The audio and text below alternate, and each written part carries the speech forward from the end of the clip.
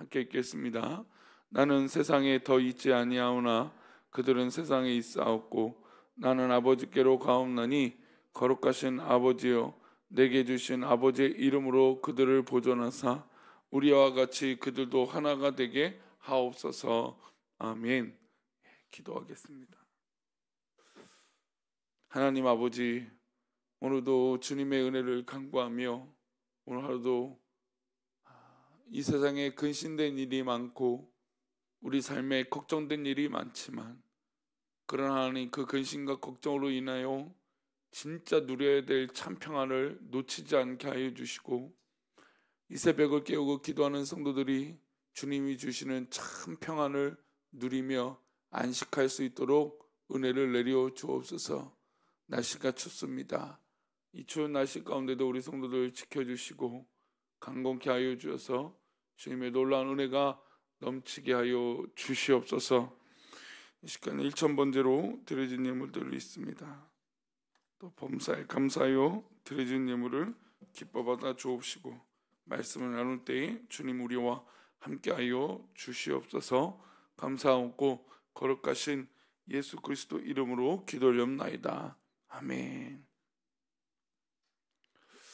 요한복음 17장은 사실 이제 예수님이 하시는 대제사장적인 기도, 그 기도에는 여러 가지 기도 내용이 있지만 무엇보다 제자들을 사랑하시고 또 우리 인류와 우리들을 사랑하시는 마음이 참 담겨 있습니다. 근데 이 감정 가운데 주된 감정은 이별이라고 하는 감정입니다. 마치 우리 7, 80년대 초등학교 졸업식 가면 어찌 이렇게 많이 이렇게 우는 장면들이 있죠. 한 명씩, 저도 졸업식 때 기억이 나는 건 학생이 한 명이 이제 흐느끼기 시작합니다. 울면 그냥 같이 울고 선생님께 감사했던 고백을 고백하고, 또 학생들끼리 즐겁고 어떤 그런 정이 있었던 기억이 납니다. 어쨌든 그런 이 과정은 중요한 건 이별을 하기 때문에 슬프고 또 애틋하고 또 여러 가지 감정들이 다 들어가 있겠죠. 오늘 요한복음 17장에서도 예수님의 기도는 바로 이 이별에 관한 느낌으로, 그리고 제자들을 사랑하시고 또 말씀드린 대로 우리를 사랑하시는 그 마음이 듬뿍 담겨 있다라고 할 수 있습니다. 예수님께서 이 세상을 이제 곧 떠나시고 또 이제 십자가를 지시는 장면의 모습들의 어떤 이 제자들을 향한 그 이별 속에서 그들에게 허락하시는 성령님을 허락하시고 또 그들을 버려두지 않겠다라고 하시는 이 따뜻한 말씀들이 담겨 있습니다. 이 기도의 내용들은 주님 자신을 위해서 기도하시는 내용이고, 또 두 번째로는 제자들을 위해서 기도하시는 것이고, 그리고 모든 이 세상을 위해서 이 기도하시는 내용의 이 세 가지로 나뉘어질 수 있다고 할 수 있습니다. 그 가운데 제자들을 위해서 주님이 드린 기도는 내가 먼저 하늘 아버지께로 가니 다시 만날 때는 이런 모습으로 만나면 좋겠다, 앞으로 이런 모습이 됐으면 좋겠다 하는 그런 마음이 담겨 있습니다. 제자들은 주님께서 간절하게 기도하시는 소리를 들으시고 주님의 마음을 깨닫습니다. 그리고 예수님께서 승천하신 후에 다시 주님을 만나 배울 때까지 주님의 기도를 기억하면서 그 기도대로 살기 위해서 분투하고 노력했다라는 것이죠. 그렇게 하기를 바라신 거죠. 주님은 제자들이 이런 모습이 되기를 원하셨습니다. 먼저 11절인데요. 함께 읽겠습니다. 나는 세상에 더 있지 아니하오나 그들은 세상에 있사옵고 나는 아버지께로 가옵나니 거룩하신 아버지여 내게 주신 아버지의 이름으로 그들을 보존하사 우리와 같이 그들도 하나가 되게 하옵소서. 우리가 보통 이렇게 뭉치면 산다라는 얘기가 있어요. 그러니까 뜻과 뜻이 하나가 되고 사람과 사람이 하나가 돼서 그 모든 것들을 이겨내고 승리하는 것. 보통 이제 솔로 혼자여서도 좋기도 하지만 함께여서 좋은 것들이 있잖아요. 또 함께이기 때문에 이겨낼 수 있는 것이죠. 제가 최근에 칼럼을 이제 신문 기사의 칼럼을 읽다가 최근에 우리나라에 이제 워낙 이 대통령의 권력이 너무 세다 보니까 이로 인한 부작용들과 양극화 현상이 너무 심해지고 있다. 우자가 너무 좀 치열하게 갈라지고 있다. 그리고 그 대통령이라고 하는 어떤 그런 이 권력을 쥐게 되면 그 모든 이 권력이 그로 집중되게 되고 또 이 정당들은 어떻게든 그 대통령을 흠집내서 권력을 다시 되찾아오려고 서로 그런다는 거죠. 그런 과거가 지금 계속 반복되는 것이 지금 우리 사회 현상이다라는 얘기를 합니다. 그러니까 가장 중요한 부분들은 하나가 되지 않는다는 거죠. 특별히 뭐 이 경제에서도 뭐 이제 대기업과 중소기업 또 소상공인 또 반대로 소상공인 입장에서 중소기업, 대기업 이 관계들이 다 양극을 향하여 가고 있다는 것이죠. 지금 예수님의 말씀은 이 제자들을 볼 때 예수님이 이제 주님께로 가면 지금 예수님이 이 땅에 계실 때는 예수님 중심으로 하나가 됐는데 예수님이 이제 곧 떠나시면 어떻게 됩니까? 그냥 사분오열돼서 흩어지고 자기 멋대로 또 하나 되지 못하는 모습이 될 것이 이 뻔한 이 마음이 느껴졌고 그래서 그것이 너무나 안타깝고 뭉쳐서 하나가 되면 그 일들을 다 이룰 수 있을 텐데 그러지 못하는 모습에 안타까워 하나님 앞에 그렇게 기도하시는 것이었습니다. 실제로 예수님께서 잡히셨던 그날 밤에 제자들은 어떻게 됐습니까? 다 자기 살 길과 고향으로 떠났다라는 것이죠. 하나가 되지 못했던 것입니다. 11절 말씀 보면 다시 보면 그 말씀으로 마지막 어떤 모습으로 하나 되기를 바라시냐면 우리와 같이 그들도 하나가 되게 하옵소서. 우리는 누구입니까? 성부, 성자, 성령 하나님이시죠. 성삼위 하나님께서 하나가 되신 것 같이 우리들도 하나가 되기를 바라신다는 겁니다. 성삼위 하나님의 이 하나됨은 우리가 말로 설명할 수 없잖아요. 그러나 그 하나됨에는 놀라운 비밀이 있고 은혜가 있고 역사 있고 힘이 있다라는 것입니다. 하나님도 혼자 하시는 것이 아니라 세 분이서 하시고 또 그 세 분이 하나의 모습으로 나타나시는 것이죠. 우리 성도들이 각자의 모습이 있지만 그 각자의 모습이 교회라고 하는 이름으로 하나가 되는 것이고 교회라고 하는 이름으로 하나가 됐지만 각자의 모습으로 또 역할을 감당하게 되는 것이죠. 예수님께서는 제자들에게 그렇게 되기를 바라셨던 겁니다. 물론 이제 마가의 다락방에서 기도하다가 성령을 받고 나서 이들이 이제 드디어 뭉쳐 있기 시작합니다. 하나가 되기 시작하죠. 그런데 하나가 돼서 막 교회가 성장하고 부흥이 일어나고 예수님을 믿는 사람 베드로의 설교를 듣고 수천 명씩 변화가 일어납니다. 그런데 그 변화된 것으로 끝날까요? 그렇지 않죠. 결국 그들은 핍박으로 인해서 흩어지게 됩니다. 그런데 그렇게 흩어지지만 결국 흩어져 있을지라도 영적으로 실제적으로 교회라는 이름으로 하나가 되고 있다는 것이죠. 마치 예수님이 또 성령님이 하나님이 그렇게 사역하시는 것처럼 말이죠.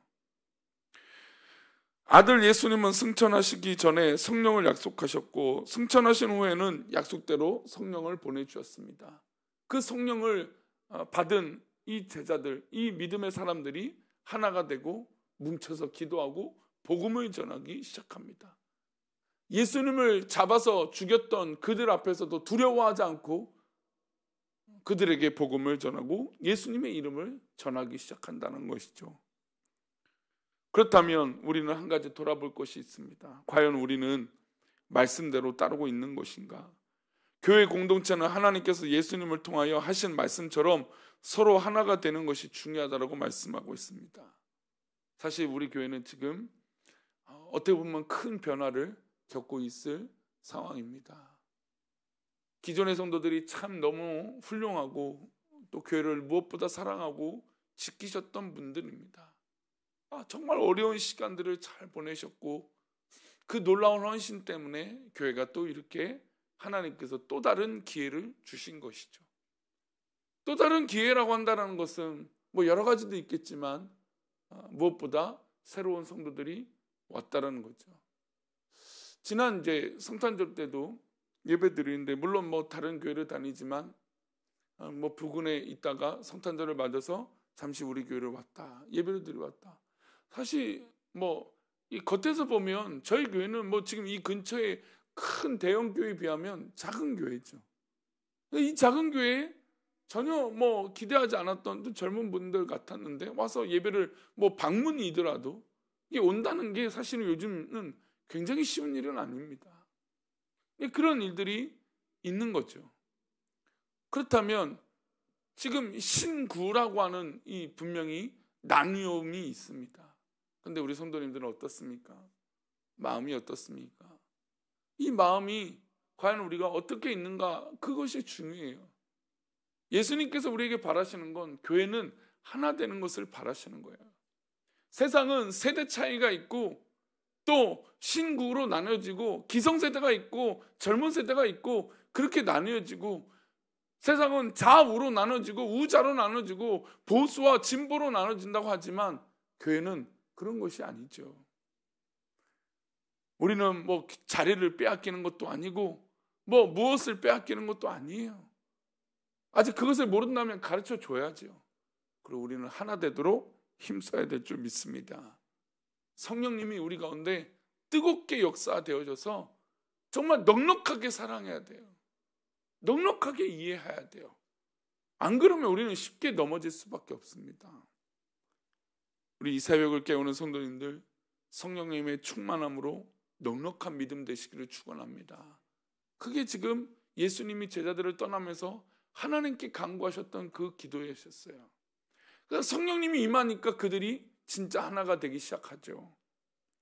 우리에게도 바로 그런 것이 필요합니다. 두 번째로 주님이 기도를 부탁하신 것은 13절입니다. 함께 읽겠습니다. 지금 내가 아버지께로 가오니 내가 세상에서 이 말을 하옵는 것은 그들로 내 기쁨을 그들 안에 충만히 가지게 하려 함이니이다. 내가 아버지께로 가오니 내가 세상에서 이 일을 하옵는 것은 그들로 어디 안에요? 내 기쁨을 그들 안에 충만히 가지게 한다라는 것이죠. 예수님이 가진 기쁨을 제자들도 누리길 원하셨다는 겁니다. 주님께서 이 땅에서 공생애의 삶을 사실 때 무엇보다 기뻐하셨다는 거예요. 십자가를 향하여 달려가셨지만 너무나 기쁘셨다는 거죠. 아이들을 만나고 병든 자를 만나고 어려운 사람들을 만나고 무엇보다 제자들과 함께 동고동락하셨던 모든 것들이 기쁘셨다는 겁니다. 주님께서 이 땅에서 사셨던 모든 이 공생애가 바로 그러셨던 거죠. 왜 그러셨을까요? 누가복음 15장에 보면 바로 예수님의 그 마음을 엿볼 수 있어요. 양 100마리가 있는데 그 99마리는 그대로 있었는데 한 마리를 잃었습니다. 주인은 그 한 마리를 찾기 위해서 사방팔방 찾으러 다닙니다. 그리고 그 한 마리를 찾았을 때 잔치를 열죠. 한 여인이 10드라크마가 있었습니다. 근데 한 드라크마를 잃어버렸죠. 또 그 잃어버린 드라크마를 찾았을 때 어떻습니까? 동네 사람들 불러놓고 잔치합니다. 그 비유의 마지막은 누구의 비유가 나옵니까? 탕자의 비유가 나옵니다. 허랑방탕한 재산을 다 허비하고 돌아왔지만 탕자를 끌어안고 새 옷을 입히고 손에 손가락질을 끼우게 됩니다. 그 아버지의 마음, 그 아버지의 마음이 바로 예수님의 마음이었고 예수님이 우리를 향하여 가지셨던 마음이에요. 그래서 우리가 돌아오고 우리를 만나셨을 때 너무나 기뻐하셨던 거죠. 정말 기쁘셨던 겁니다. 잃은 자들을 찾았을 때 하늘에서 하나님 아버지의 기뻐하시는 모습을 주님은 비유로 설명해 주신 것입니다. 마태복음 16장에는 베드로의 신앙 고백이 나오죠. 그리고 베드로의 고백을 들으신 주님은 정말 기쁘셨습니다. 그러니까 예수님은 우리를 향하여 정말 기뻐하셨죠. 그 기쁨을 우리도 누리기를 바라셨던 겁니다. 그래서 교회는 일이 되어져서는 안 돼요. 교회는 내 명예를 위해서 일하는 것도 아니고 누구의 무엇을 위해서도 아니에요.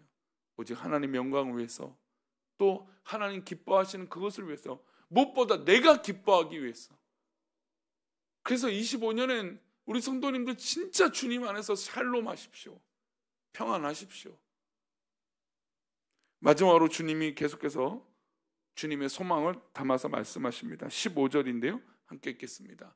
내가 비옵는 것은 그들을 세상에서 데려가시기 위함이 아니요 다만 악에 빠지지 않게 보존하시기 위함이니라. 예수님은 그렇습니다. 우리 제자들과 우리들을 죄악에 빠지지 않고 보존하시기 위하여 기도하고 계신다는 거죠.